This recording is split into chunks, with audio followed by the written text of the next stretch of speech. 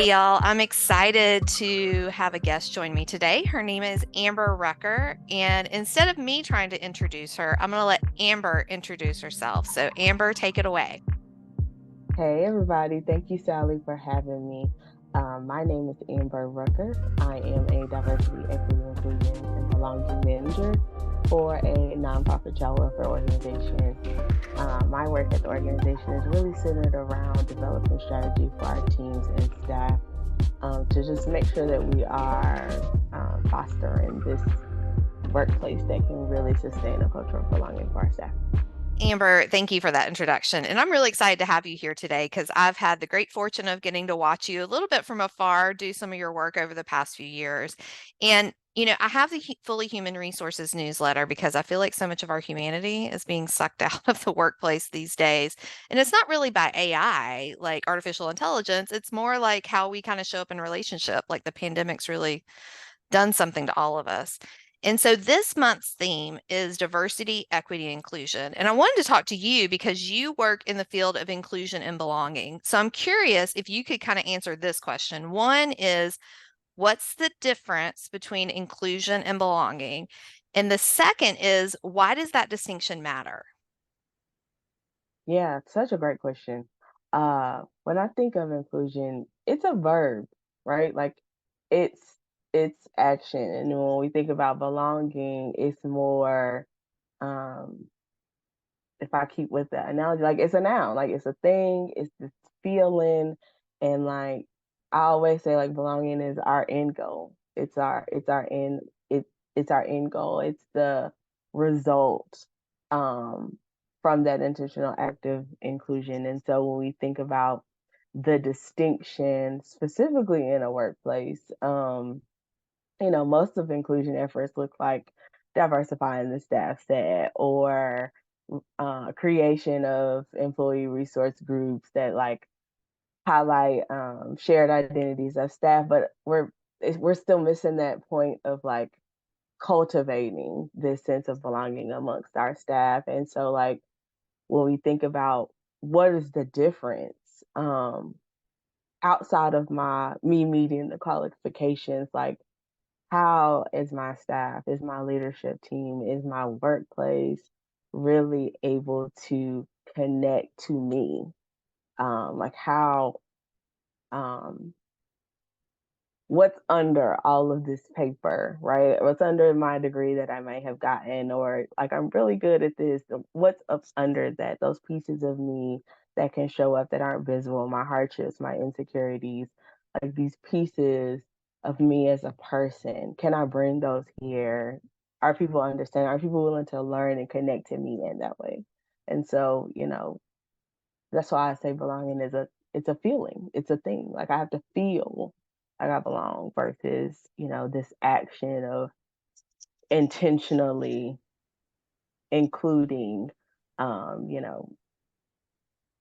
Thank you, Amber. I really love that answer because you were talking about like there's something missing there of like thinking about those connections. So, which I think are so important coming out of the pandemic or whatever phase we are in the pandemic, but the impact the last 3 years has had upon us. So, what are some ways that employers can support inclusion and belonging?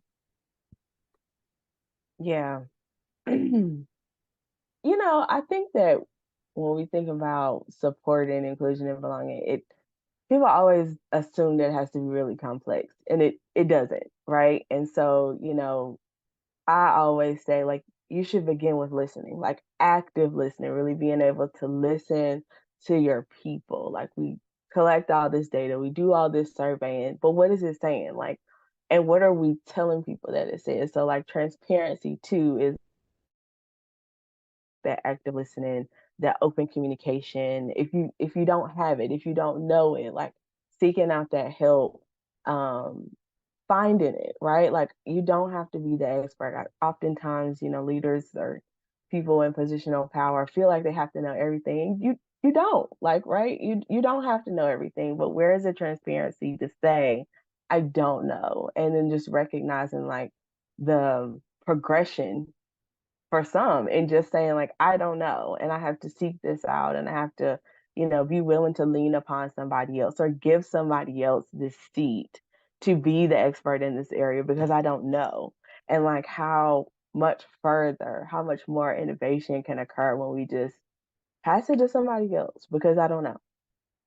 Thanks, Amber. I really appreciated kind of how you talked about employers can support those practices. And we're releasing this video in June 2023, which is Pride Month here in the United States. And right at this moment, so much legislation, so many attacks, so much harm is happening with the LGBTQIA plus community right now. It's really scary. Yeah. So I'm just kind of wondering, are there any specific ways employers can kind of show up and support their LGBTQIA plus employees right now? Yeah. Yeah. I will repeat and echo that support is a verb. Um, and I honestly, I also have to amplify that it's beyond wearing a rainbow. It's beyond changing our logo for 30 days. It's beyond, the stickers that we put in our office and, the shirts that we wear for 30 days. Like really being able to advocate by way of like communicating dignity and respect, right?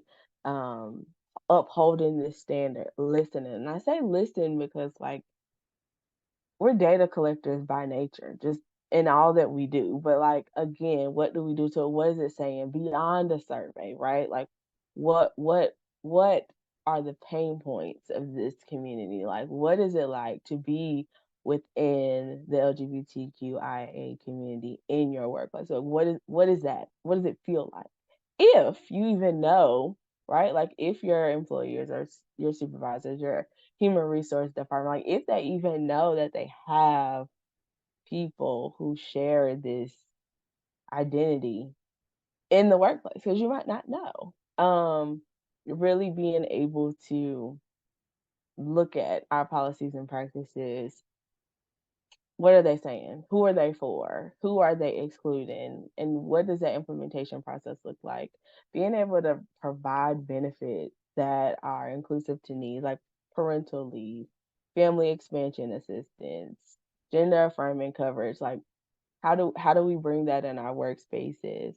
And not just internal either, right? Like we also want to be external community supports, partners, sponsors. Like these are ways that we can actually show up and support. Like it's beyond, you know, I love you. I love Mhm. these people. I love this community. I have friends in this community and it's like it's so much more than that. And so, just the dignity and respect that follows these intentional actions is how we can show up and support.